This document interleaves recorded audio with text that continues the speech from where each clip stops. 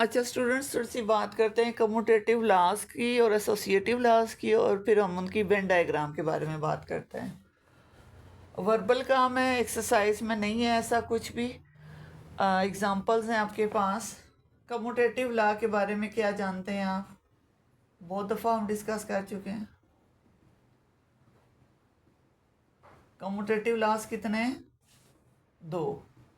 कौन कौन से? Commutative law with respect to union, commutative law of intersection. Commutative law of union और commutative law of intersection. A union B equal होता है B union A, ये commutative law of union है। और दूसरा क्या है? A intersection B equal B intersection A. अगर हम इनकी वेन डायग्राम बनाएं तो वेन डायग्राम पहले वाले की क्या बनेगी? ए यूनियन बी। यूनियन में हम क्या करते हैं? यूनियन में क्या करते हैं हम? सारे एलिमेंट्स को इकट्ठा करके लिखते हैं। तो इसकी वेन डायग्राम कैसे बनेगी?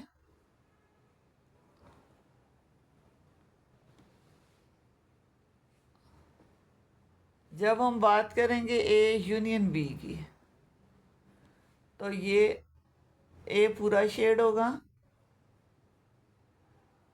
बी पूरा शेड होगा। ये तब की बात है जब इनमें कोई चीज़, कोई नंबर, कोई एलिमेंट कॉमन नहीं होगा। अगर फर्ज करें इनमें कुछ कॉमन है, इन दोनों सेट्स के अंदर ए और बी के अंदर कोई एलिमेंट, कोई नंबर जो है वो कॉमन है, तो कॉमन एरिया कैसे बनाते थे हम? इस तरह बनेगा। देख लें, यहाँ ए के एलिमेंट, यहाँ बी के एलिमेंट, और यहाँ ऐसे एलिमेंट जो दोनों में मौजूद हैं। अभी हम बात यूनियन की कर रहे हैं, इंटरसेक्शन की बात नहीं कर रहे। अभी हम बात यूनियन की कर रहे हैं। तो यूनियन में क्या होता है? कॉमन हो या ना हो, ए यूनियन बी का मतलब ये है कि हमने तमाम एलिमेंट्स को इकट्ठा करके एक सेट में लिखना है, तो ए और बी पूरा पूरा शेड हो जाएगा। ठीक है, ये होते हैं डिसजॉइंट सेट्स। अगर ए यूनियन बी जो है वो, सॉरी, चलें वो बाद में आपको बताती हूँ। अभी सेकंड वाला देखें, सेकंड वाले को देखें। A intersection B, B intersection A, ये बनाते हैं।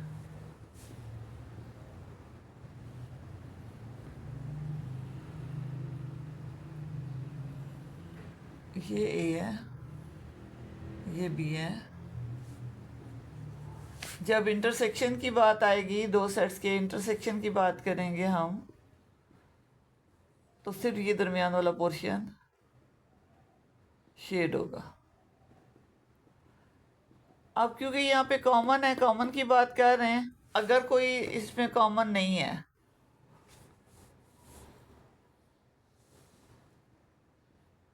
एक्चुअली कॉमन के लिए फिगर बनती ही नहीं है, फिर मैं आपको ये बता देती हूँ।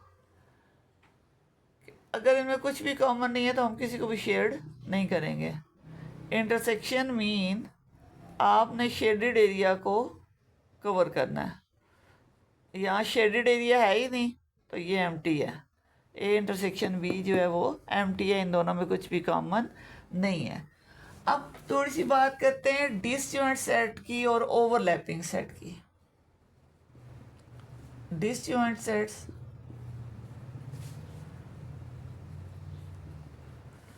और दूसरा है ओवरलैपिंग सेट्स।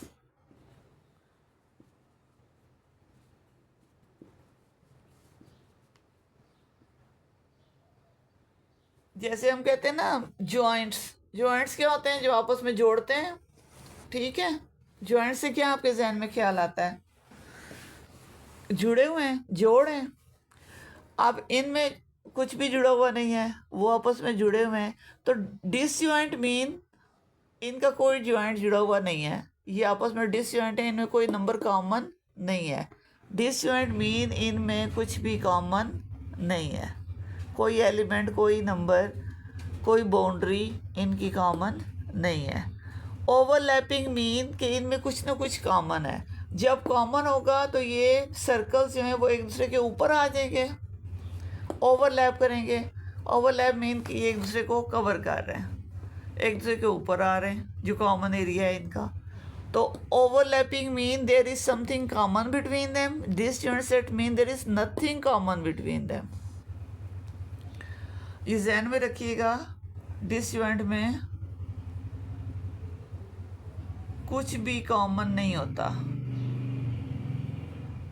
कुछ भी कॉमन नहीं है, कुछ ना कुछ कॉमन है।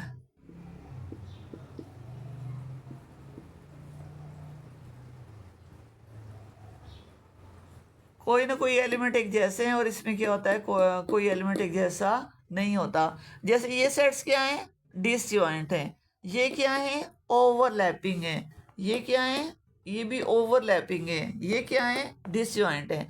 डिसजॉइंट और ओवरलैपिंग का कॉन्सेप्ट क्लियर हो गया आपको, कम्यूटेटिव लॉज भी क्लियर हो गए। अब आते हैं एसोसिएटिव लॉ की तरफ।